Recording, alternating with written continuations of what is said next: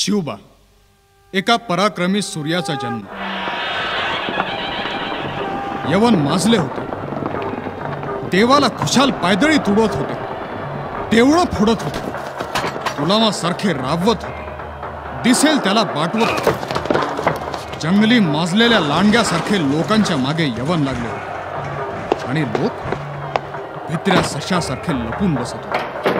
परित्राणाय साधूनां विनाशाय च दुष्कृतां धर्म संस्थापनार्थाय संभवामी युगे युगे.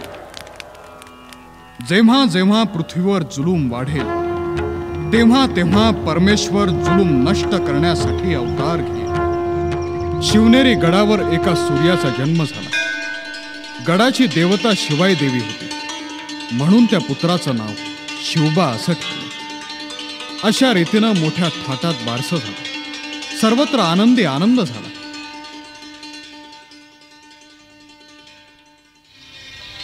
जिजाबाईंना खात्रीच होती की माझ्या पोटी येणारा कोणी साधा सुद्धा नाही, तर वेगळा आहे, अवतारी आहे.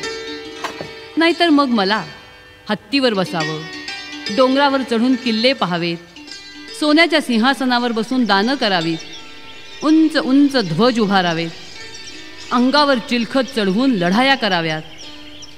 असले डोहाळे कशाला लागले असते? रामायण महाभारतातल्या गोष्टी ऐकताना या शिवबाचं भान कसं हरपून जातं आणि प्रश्न तरी कसे नेमके विचारतो याची त्यांना आठवण झाली. वशिष्ठ ऋषींच्या यज्ञात विघ्न आणणाऱ्या राक्षसांचा संहार जेव्हा इवल्याशा राम लक्ष्मणांनी केलेला त्यानं ऐकला, तेव्हा शिवबानं विचारलं होतं, आपले देवळं पाडून टाकणाऱ्या या बादशहांना कुणीच कसं ग मारत नाही का? लोकांना असं भिवूनच राहायला आवडतं. राम माझ्या एवढाच होता ना, मग मला पण दे की तलवार, मीच या बादशहांचा राक्षसासारखा नायनाट करून टाकतो. जिजाबाईंना पुन्हा एकदा मायेनं शिवबाची आठवण झाली आणि त्यांनी झरोक्यातून बाहेर पाहिलं तर चांगलंच अंधारून आलं होतं. पण अंगणातल्या मुलांचा गलका वाढतच चालला होता. धावा, पळा, मारा, मेलो मेलो ह्या किंकाळ्यांनी खेळाला आणखीनच रंग भरला होता. जिजाबाई पुन्हा सज्जात आल्या आणि शिवबाला घरात येण्यासाठी हाका मारू लागल्या. पण राजानं कुठे ऐकू येत होतं. ते खेळात अगदी दंग होते, अटीतटीने लढाई खेळत होते. पण शुभंकरोतीची वेळ झाली होती.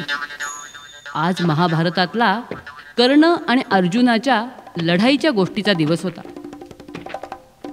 सज्जातून त्या खाली उतरल्या आणि शिवबापाशी जात म्हणाल्या, चला राजे, तिन्हीसांज झाली, खेळ आवरा बघू. पण शिवबाची तलवार शत्रू पक्षातल्या सेनापतीच्या तलवारीवर आदळत होती.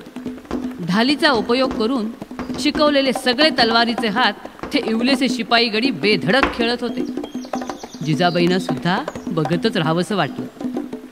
पण तो विचार क्षणभरच टिकला आणि त्या पुन्हा म्हणाल्या, चला राजे, राखणदारांनी मशाली सुद्धा पेटवल्या. आता अंधारात असले खेळ खेळायचे नसतात. पण पोरांना खेळाच्या नादात हे शब्द ऐकूच आले नाहीत. तशा त्या लढाईच्या रणधुमाळीत घुसल्या आणि शिवबाचा हात वरच्यावर धरीत दरडावून म्हणाल्या, आता बंद करता का बोलावू बागुल बुवाला?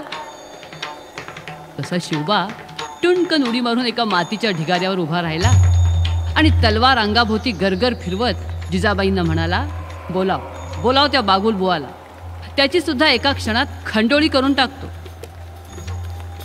त्या इवल्याशा किल्ल्यावरचं ते निर्भय बालरूप जिजाबाईंनी बघितलं आणि त्या मनाशी म्हणाल्या, आई भवानी, माझं म्हणणं ऐकलंस ग, ऐकलंस.